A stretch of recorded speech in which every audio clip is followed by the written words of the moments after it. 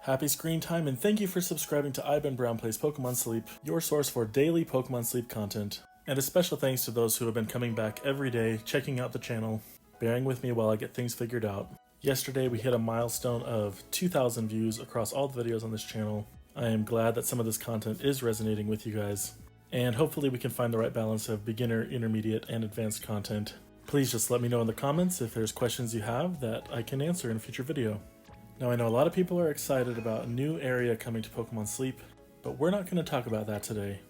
Today we are going to plant in your minds some good old information to empower you to turn your account into a gold mine of berries and ingredient production. I can think of 340 reasons why the information I'm going to cover in today's video should be highly considered by new players to make sure that they can catch up to their preferred destinations, whether they are areas 1 through 5 or area 6 or area 51. Okay, this channel probably can't help you get to area 51, but there's plenty of videos about Naruto running that can get you there. Now to tee up this topic, I'm going to take a quick trip down memory lane. Started at Greengrass Isle like everyone else, then I went to Cyan Beach, back to Greengrass for a couple weeks, and then I went to Cyan Beach again, and stayed there for a long time. Basically until the Halloween event last year was announced and I had a reason to go back to Greengrass to increase the area bonus. So today we're going to tell you about what I tapped into in the early game that allowed me to progress really quickly in this game, and why it is that I stayed at Cyan Beach week after week after week. So I made this thing to help us keep track of what we should be doing here. And spoiler alert, we're going to be talking about optimizing for research rank. I did not think through using just a regular image for this.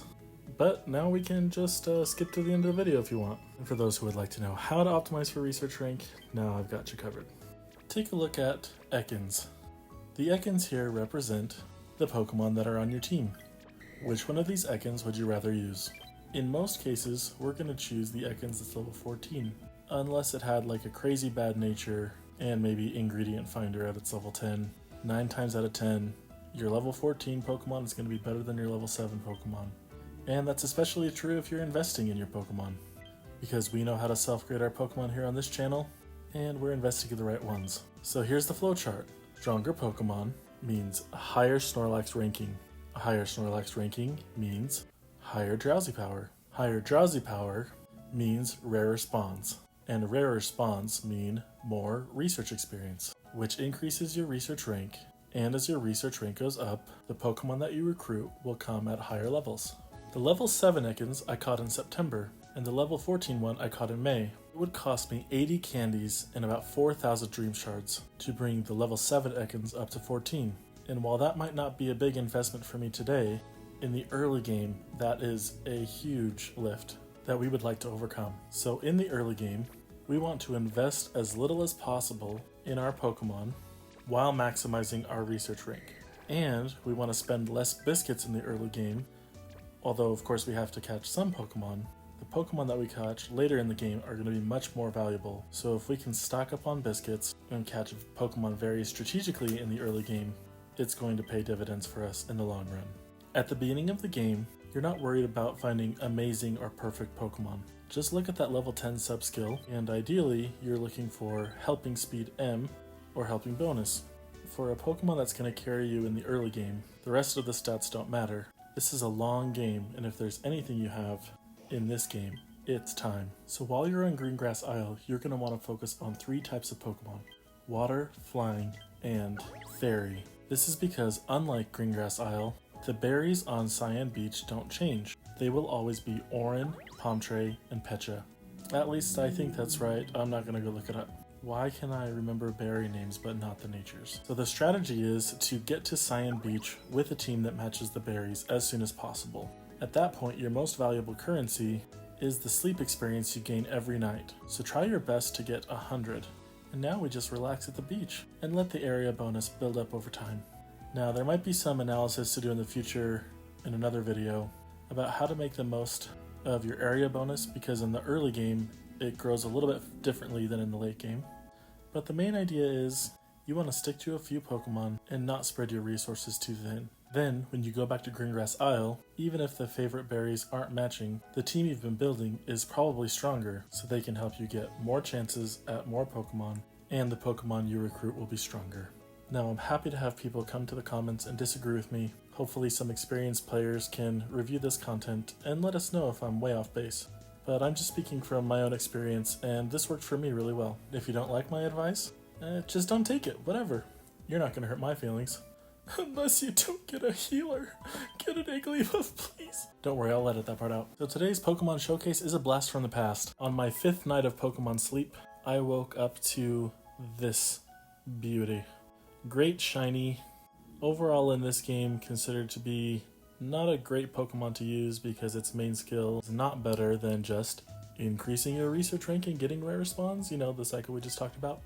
But when I woke up that morning, I was looking at this Pokemon like really confused because one, I couldn't remember its name because although I am a Pokemon fan, I do forget things. And I was like, I thought this Pokemon was purple.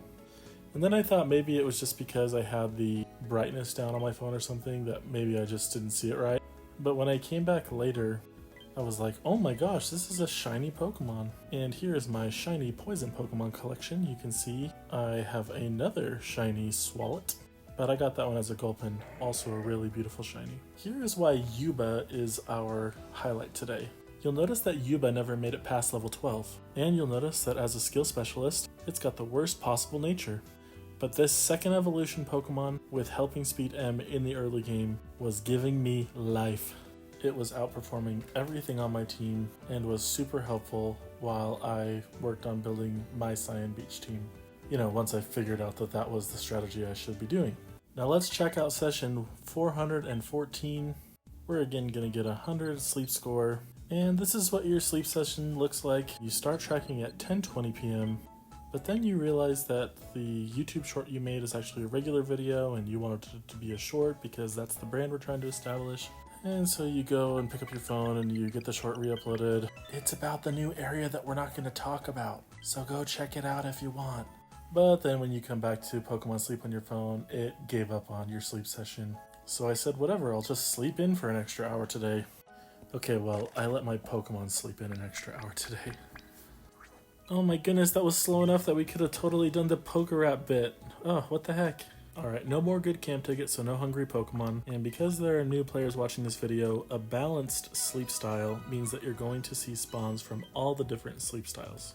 Best case scenario, we get a hungry Krogunk today, but we see a hungry Croconaw and a regular everything else. Our Krogunk on the beach has an awkward 8 pips remaining, so we could give him the premium biscuit and come back another day, but ideally we just use a great biscuit when he's hungry. Now as for this hungry Croconaw, the premium biscuit will get us 12 pips and allow us to get him in one go, so I think that's what we're gonna go with. I'm happy to see the Fuecoco candy. If you weren't paying attention to the video earlier, I did decide to drop my main skills into Golduck in preparation for future things that we're not going to talk about, although somehow we keep trying to talk about. But for my game, nothing else on this beach is that interesting to me, so we're going to call it good there. Now for the candies today, if you're a new player with new player friends, remember that Cyan Beach strategy. Croconaw and Jigglypuff are the best candies to give out. Fuecoco and Krogunk are also welcomed by more experienced players. Psyduck for those of us who are the elect, but the Diglett and the Ekans most people wouldn't be worried about. So Croconaw, let's see if you have what it takes. But the video's almost over, so obviously we didn't go to Random Eggs. So best case scenario, we want lots of helping speed things, and we want berry finding things. Well, thing. If you catch a Pokemon who's over level 10, you will know that they have berry finding S in the first slot by looking at the count on your berries. And you can also know if they have skill level up S or M by looking at the main skill level. Pokemon start at level 1 on their main skills. Inventory is neutral, helping speed S is good, skill trigger S is neutral, ingredient finder S is not good, but it's late anyway, and research experience bonus is neutral. So this is just a barely above average Croconaw. Just kidding, speed of help down. What happened in your life to make you so timid? Hopefully this part isn't too traumatic for you, guy. Well, let's do this again sometime. Happy researching.